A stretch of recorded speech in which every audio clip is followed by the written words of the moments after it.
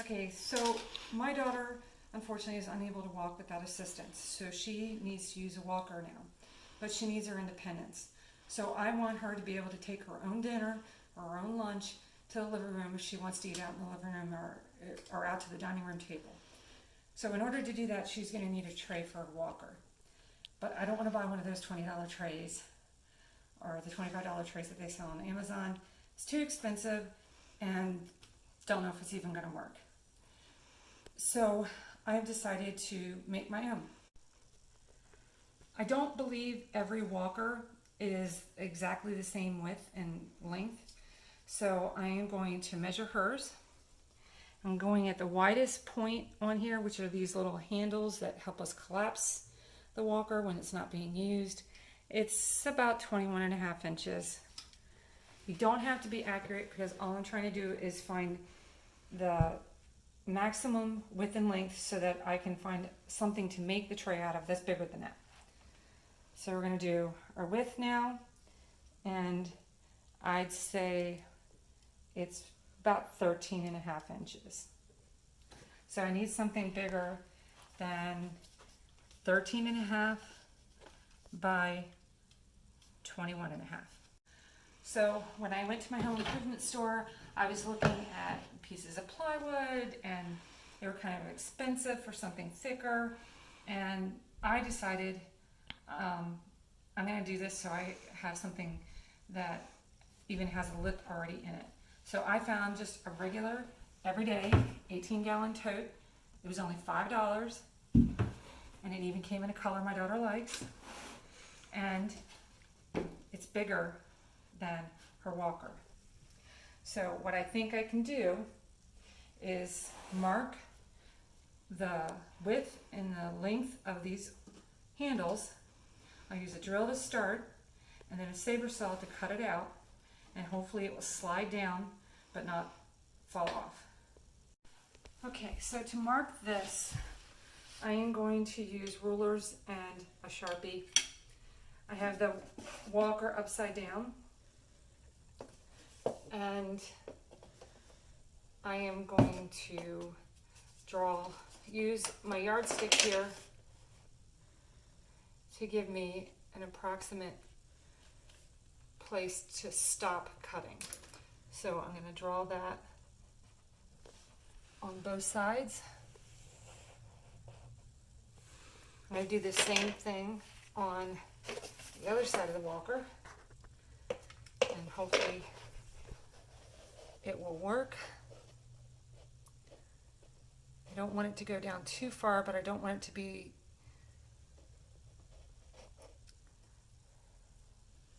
so small that it doesn't have any strength. So I'm just putting it here. I'm kind of hoping that it's just past the curve. My thought is cut it small and you can make it bigger if you need it. Okay, so right now I've got how long I want each of these to be, but I don't know if I did it exactly accurate. So I'm just going to make sure they're both about the same distance. So this is 3.5 inches from the edge. So 1, 2, 3. This one's 3 inches from the edge. So I'm going to move this mark out to 3 inches. I'm going to get rid of this one. I'm going to make sure that both of these marks are around the same depth too. Okay, so this one's at 3.5 again, and this one is at 3. So I'm going to move this one back to 3 as well and get rid of this one. Yes, I'm using a Sharpie instead of a pencil, but I don't think pencil will show up on plastic. Okay, so I know how long I want my slits to be. They might need to be cut longer, but it's better to start short in case. Okay, so now I need to get the width of the walker. I have a handy dandy helper here holding this up because otherwise it would fall over. So I want to make sure that from the, this very center part that's kind of straight, that these are about the same distance. So that looks like it's about 3 inches.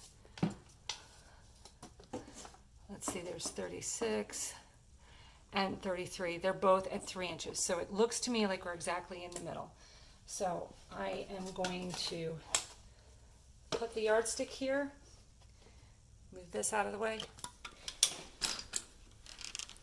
And draw my line right here. Unfortunately, it looks like it's going to go into the handle crevice, which will make it a little bit harder to use the jigsaw because you're going to be going through some supports, but it should still be possible. So it's going to be the same on this side, so I just need to draw a line in the crevice because that's where we want it. Now we need to figure out how wide to make it. So let's put this back.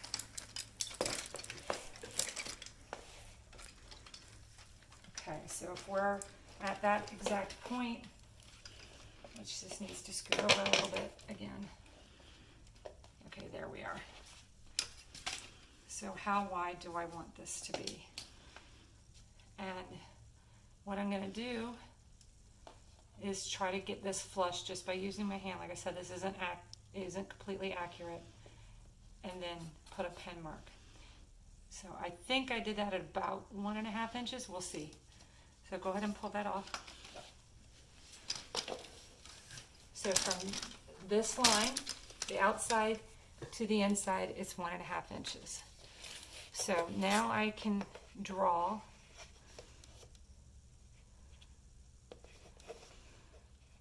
what I need to cut out.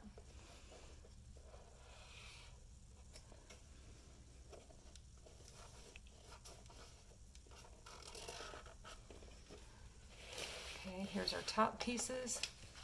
So I'm going to draw a line here, make it longer, and then I'm going to draw my line this way, hitting this mark.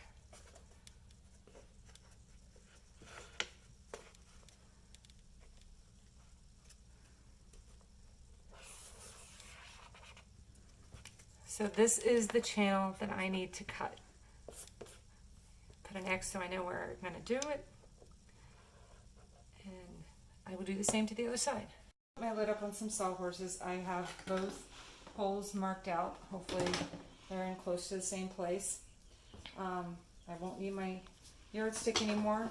I will need my drill, my saber saw, and a blade for that, and a drill bit for the drill. The reason I need the drill is because the saber saw blade is not going to just puncture and go through. I need to drill into a corner and then take this the saber saw blade and go around. And actually I might drill into all 4 corners so I don't have to try to turn the corner and make it much easier for me. So I have this handy dandy little set. This is my blade. This one says it's for plastic, so that's what I'm going to use. Oh, there, I was able to pop it off. And I'm going to try to find a blade that's about, a bit that's about the same width as the blade. And this one looks to be the same. And if I can read, because I'm getting old, I can't read it. So I can't tell you the size. Sorry about that. Seeing this online, I should probably tell everybody, wear eye protection. You might want to wear a mask, or make sure you're in a well ventilated area because you don't really want to breathe in plastic fumes. The good thing is I'm in my garage and I had the garage door open and I'm wearing glasses because I can't see without them. So make sure they're both plugged in, make sure you have the drill bit tight in the chuck and you have the blade tight in your saber saw, and just double check them, make sure they're working for you so you don't have to do that. Okay, so I've got my seahorses up so that I can put these on here. I've got some handy dandy clamps. I think these were only $3 at the tool warehouse place. I can't remember what it's called. Ace. So you don't want to squish this edge because it might break the plastic. So I'm trying to go as far in as I can and tighten it down on the sawhorse. And yes, I just realized I called it a seahorse earlier.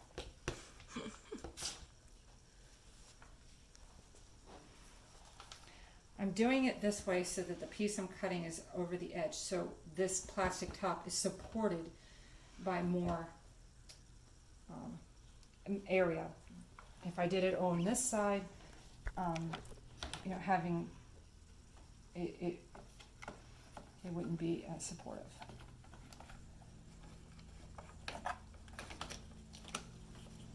I'm trouble getting this one in. It's too short. There. Alright, now we're tight and we're ready to go. Okay, I don't want this to be any wider than my line, at least not yet. So the first thing I'm going to do is I'm going to make sure that my drill isn't caught on this sawhorse, that my bit doesn't go past that line. So I'm not going to put my drill on the corner. I'm going to put it inside the corner. So hopefully it just goes towards the corner. So I'm just going to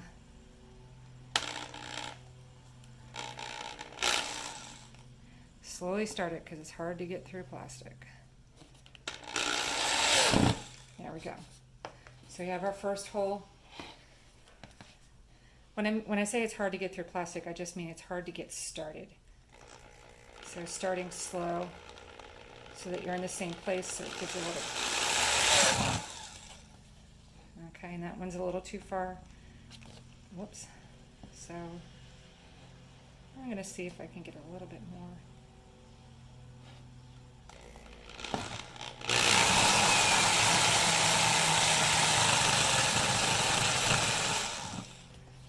Yeah, I'm probably doing everything wrong, but okay. We have a problem. Drill bits too small. I can't get the blade through. All of these holes bigger. I just decided to try the next one up. This one I could actually read. It's 9/32 of an inch. So I'm going to put it back in the hole.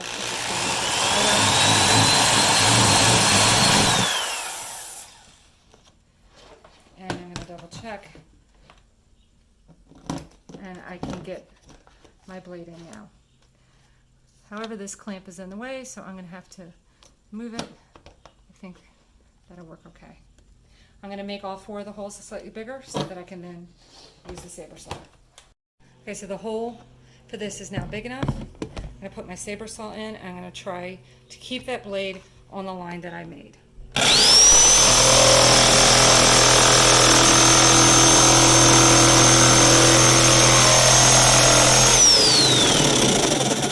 Wait for this blade to stop before you pull it out. You don't want it to accidentally cut something or yourself. And we just do the same thing. We're going to go around all 4 sides and cut it out.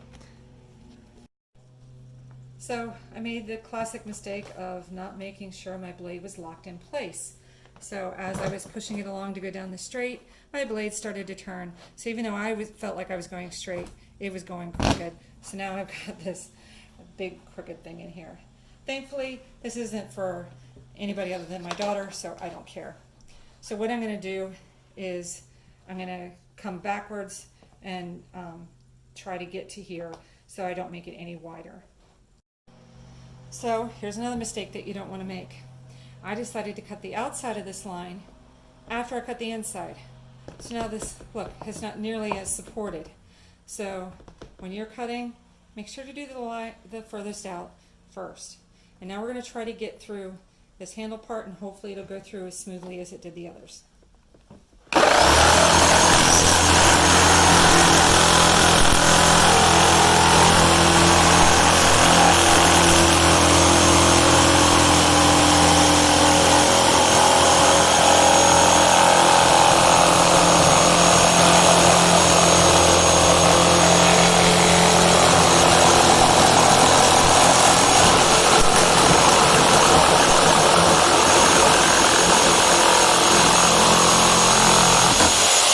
Truth. I put my saber saw aside. We're going to unplug it to make sure we don't actually accidentally hit the gas on it and hurt somebody. Okay, let's try again. Okay, now it's the moment of truth. We're going to put our saber saw down. We unplugged it just so that we don't happen to turn it on somehow while it's on the floor. Don't think it could happen, but I don't want this running through me.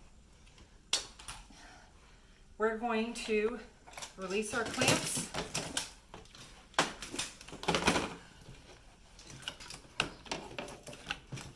There we go.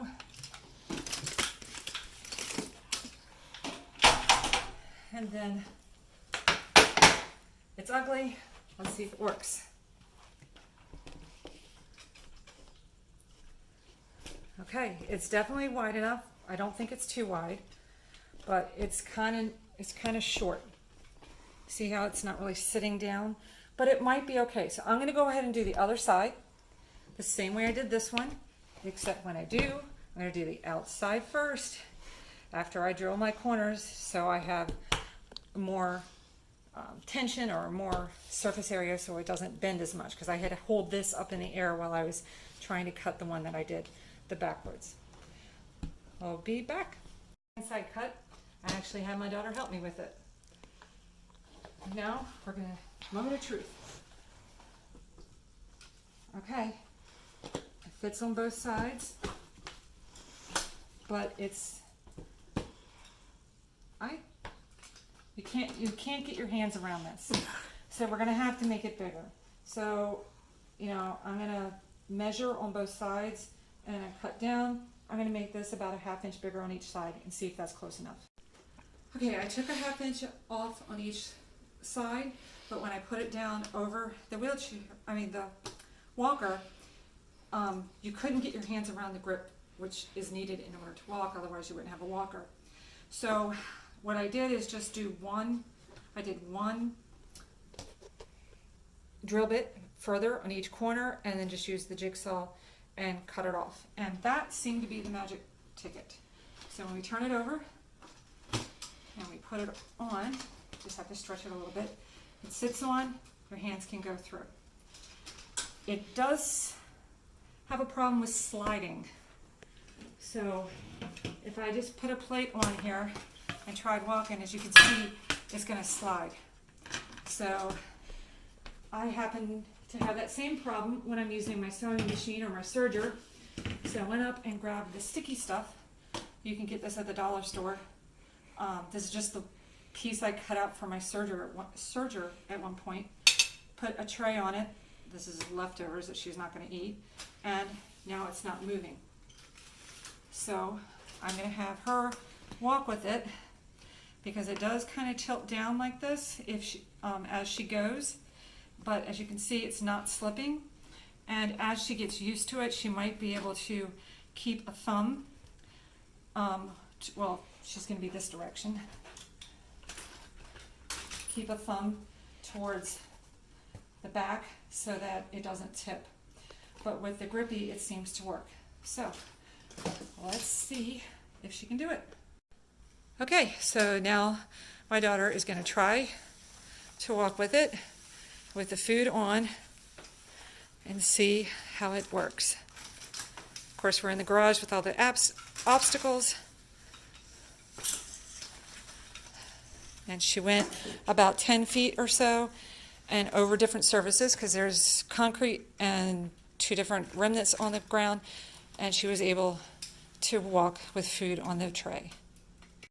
So for $5 in tax for the tub, I now have a tray for my daughter's walker with the sticky stuff that you can get from the dollar store. The food stays on it just fine. And I now have a tote that she can use in her room to store books or whatever she wants to help make it less of a mess. Teenagers in their rooms. And if she gets to the point where she doesn't need the walker, she can put the lid back on. She will have holes in it, but this isn't going to be used for anything that's going to be stored in a basement or anywhere it can get wet or have bugs. So hopefully you can make something like this to help somebody that you know.